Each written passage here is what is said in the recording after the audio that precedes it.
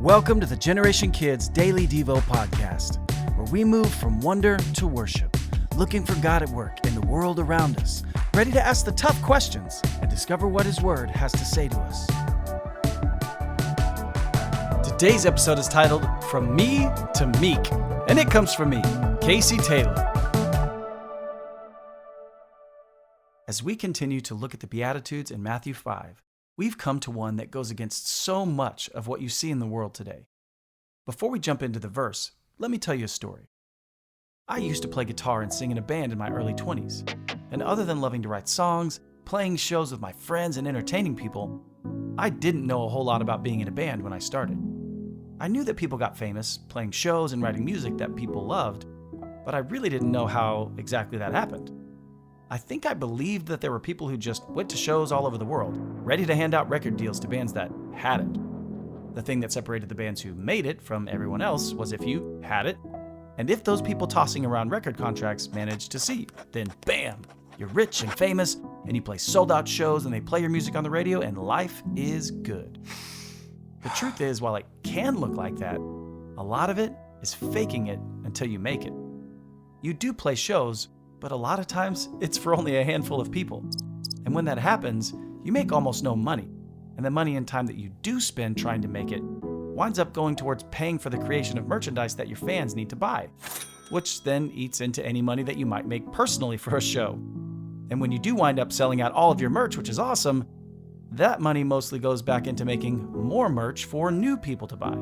All that to say, the business part of being in a band wasn't the part of being in a band that I had a lot of skill or experience in. But someone had to do it, so our old drummer used to pretend to be our manager. He would call different venues, which are typically clubs or concert halls, to pass along the word that his big new band was looking to book shows in a certain area. And he would take this tone in his voice to sound older. He would talk way more harshly and gruff than he actually was. He tried to put himself forward as someone who was going to take what he wanted. He would speak with confidence and dismiss any opposition to what he was asking as being wrong, or would, at times, even be a little rude to the club owners, as we would later find out. Fast forward a few years into us being a band, and some of that same persona started to become his normal persona, and he quit the band one day because he wasn't getting his way, and it wound up kind of being a relief. We all felt like he had become the person he was trying to fake like he was. When we started to book our own shows without the help of our former drummer and pretend manager, we found out that once people realized that we, quote-unquote, had a new manager, clubs and venues that we could never book before were all of a sudden open to us playing shows there. They couldn't stand the persona that our old drummer had put on, all the entitlement and the aggression in his voice. I actually had one booking agent tell me that she'd actively told other clubs not to book our band because of how she'd been treated by our old quote-unquote manager. But once I sat down to learn all of this with her and to pay her a compliment on a really great show she'd put on with some friends of ours, she couldn't believe that I was the lead singer of the band that she had disliked so much due to the actions of our drummer. And she wound up helping us schedule so many shows from that point forward and became a huge fan of our band. I share that story with you because sometimes you'll feel like you are meant for more than what you have. You'll believe so strongly that others don't see your true value and worth. It's like you're playing small shows, and you just need the right person to really see you for who you actually are, or who you believe yourself to be. So you might feel like you have to fake it till you make it. Play the role of confident and assured rock star, or even just as a human who thinks you deserve better than what life has given you. As a believer, though, Jesus tells us in Matthew 5:5 that big things are coming, but not for those who think they are owed big things. Not for the fake bravado of entitlement, but for the humble, gentle believers who trust in God. Blessed are the meek, for they shall inherit the earth. Matthew 5:5. When I was in a band, we wanted to take over the world. We were believers who wanted to see Jesus' name glorified in places that weren't usually open to Christians. But God's desire for us wasn't to feel entitled to that, but to trust Him to open the right doors, to provide what we needed to live the lives that He wanted us to live. We live in a culture today that doesn't always uphold the values of Jesus. What Jesus is saying is that He doesn't need us to bang the doors down for Him. He wants us to gently and humbly take the message of Jesus into the places He makes available to us, not with aggression and entitlement, but with humility and care for the people around us.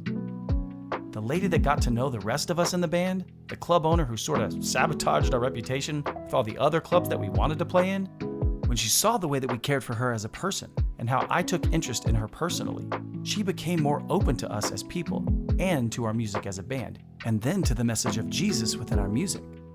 We weren't the band full of entitled wannabe rock stars anymore. We were her new friends who played pretty good music. We showed her who Jesus was by our actions, not by shouting at her about what we deserved. And this is the way of Jesus: humility, care, and trust in Jesus for all that He wants for us. What He wants for us may not be a loud voice to the world. He may want us to have a meaningful voice for a very few people rather than a loud voice to millions. May we strive for and accept the inheritance of what Jesus tells us will be an eternal kingdom with Him on earth, rather than our little kingdoms that we feel that we're owed, that we've knocked down the doors to build. Now it's time for Today's Big Question! Today's big question is it hard for you to get excited for rewards like the kingdom that God promises us later, when it feels like we can take or get rewards on earth now? If you find it hard to believe in or to get excited for all that God promises, when you can have what you want right now simply by taking it or forcing things to happen for yourself, have a conversation with an older believer about the promises of God. Be reminded of and remind each other of all of the goodness that God promises to those who give up their lives on earth for the true life that is eternal with Jesus. Thanks for listening to the Generation Kids Daily Devo podcast. If you want to keep in touch with us on all our social media platforms, check out the links in the description. And if you'd like to help support us as we continue to create meaningful content for kids of all generations, please subscribe to our Patreon by visiting us at patreon.com/wearegenerationkids.